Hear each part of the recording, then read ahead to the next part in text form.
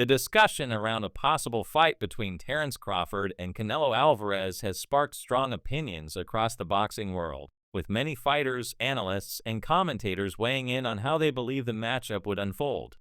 Several current and former champions, along with analysts and boxing insiders, have broken down the differences between these two fighters, with most leaning toward Canelo as the likely winner. However, a few voices still give Crawford a genuine chance if he can stick to the right strategy. Jermall Charlo was one of the first to share his perspective.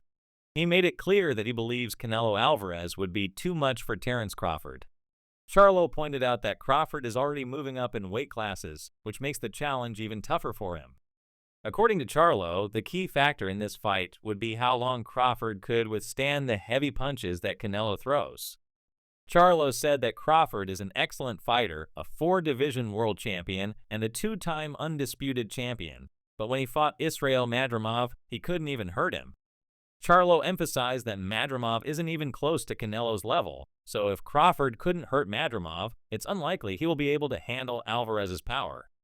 Charlo acknowledged that Crawford looked amazing against Errol Spence Jr., but stressed that Canelo is a completely different type of fighter, bigger, stronger, and more seasoned than anyone Crawford has faced.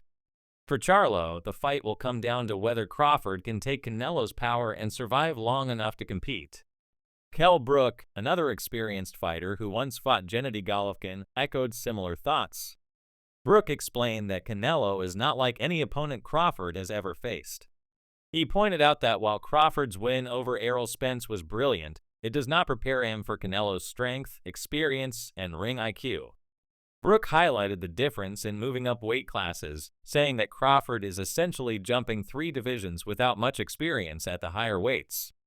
Brook said he had experienced the same when he moved up to fight Golovkin, and the difference in power was enormous. He added that Crawford does not fight exactly like Floyd Mayweather, who had great footwork and movement when he beat Canelo years ago. Instead, Crawford tends to set his feet and counter, which makes it much harder to keep away from Canelo's pressure. For that reason, Brook leaned toward Alvarez as the favorite, while still acknowledging Crawford's high skill level. Analysts also brought up Crawford's size as a major issue.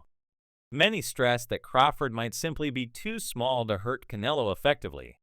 The comparison was made to Floyd Mayweather, who had more fights at junior middleweight before facing Alvarez than Crawford currently does. Mayweather fought Oscar de la Hoya, Miguel Cotto, and then Alvarez at 152 pounds. Crawford, in contrast, has only fought once at 154 against Madrimov. Experts like Gabe Rosado explained from personal experience that when a naturally bigger fighter is used to absorbing punches from true middleweights and super middleweights, the shots from smaller fighters do not carry the same effect. Rosado said that when he was sparring and fighting at 180 or 190 pounds, the punches from welterweights felt light in comparison, even when those fighters were known for knockout power in their divisions. He used examples of sparring with heavy hitters like Gennady Golovkin and David Lemieux, saying that once you've taken those kinds of shots, smaller fighters' punches feel much weaker. This led analysts to emphasize that the central question is whether Crawford can handle Canelo's punches.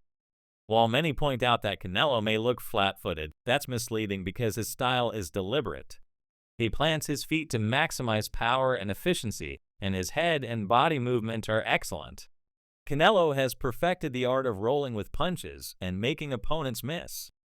That balance and timing make him a dangerous fighter for someone like Crawford, who relies on counterpunching and adjustments.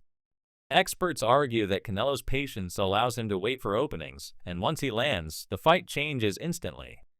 At the same time, those who favor Crawford point to his brilliance against Errol Spence Jr. that night is remembered as one of the most dominant championship performances in modern boxing. Crawford displayed speed, accuracy, timing, and defense all at once, breaking down Spence and making him look ordinary.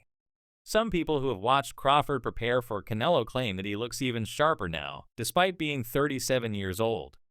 They say his reflexes remain quick, his conditioning is excellent, and his boxing IQ continues to evolve. Supporters of Crawford believe his adaptability and intelligence could help him neutralize Canelo's advantages. They argue that Crawford has always been a master at adjusting mid-fight, breaking down opponents, and finding ways to win. Former middleweight champion Kelly Pavlik provided his own insight, suggesting that Crawford's best chance lies in the early rounds.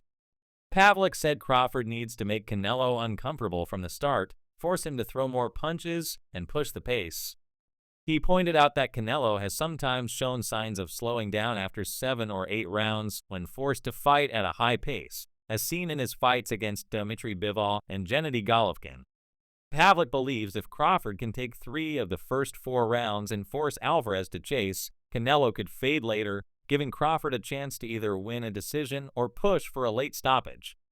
Respected journalist Rafael made another important point when comparing the two fighters. He said that while Crawford looks similar in size to Canelo today, the real difference is in what they've absorbed over their careers. Canelo has taken punches from light heavyweights and super middleweights for years, including power punchers like Sergey Kovalev, Golovkin, and Bivol. He has shown he can absorb those shots without getting wobbled or knocked down.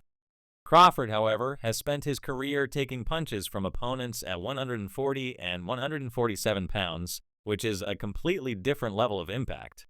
Rafael explained that this is why Canelo might be able to take Crawford's punches without much trouble, while Crawford may struggle to handle Alvarez's power. Mikey Garcia, a former champion, also predicted that Canelo would hurt Crawford. Garcia emphasized Canelo's body punching, saying his hooks and uppercuts to the ribs and midsection are some of the most devastating weapons in boxing. Garcia argued that while Crawford is brilliant technically, brilliance sometimes isn't enough when the opponent has raw power at a naturally bigger weight. He believes once Canelo starts connecting, the fight could turn dangerous for Crawford quickly. Garcia suggested that Crawford might even resort to simply surviving on the outside if he feels the power, rather than risking a knockout. Others added that the fight is not impossible for Crawford to win. Some believe that if he manages to outbox Alvarez for 12 rounds and avoids the big punches, he could win a decision. Antonio Tarver took a more optimistic approach, saying Crawford is one of the deepest thinkers in boxing. He highlighted Crawford's ability to visualize fights before they happen and to adapt on the fly.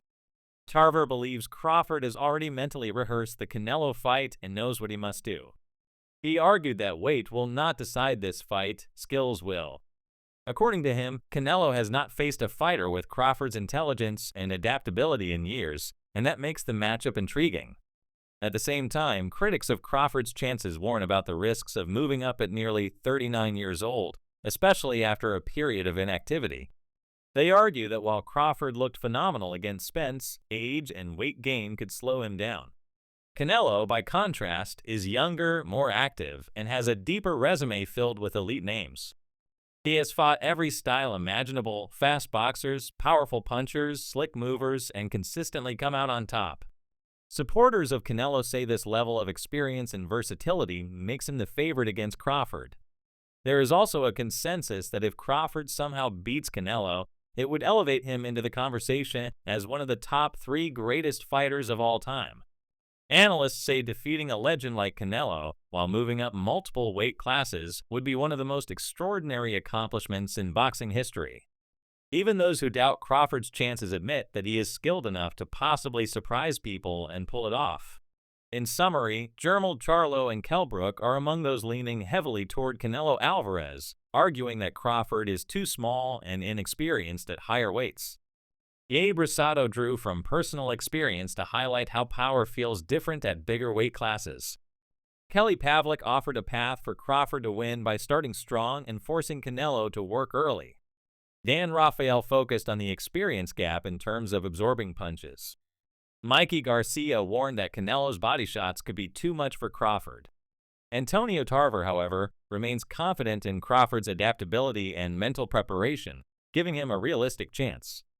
The debate shows how split the boxing community is. Most experts favor Canelo because of size, power, and experience, but a smaller group believes Crawford's intelligence and skill could carry him to victory. Both fighters are elite, and the matchup is seen as one of the most intriguing in recent years.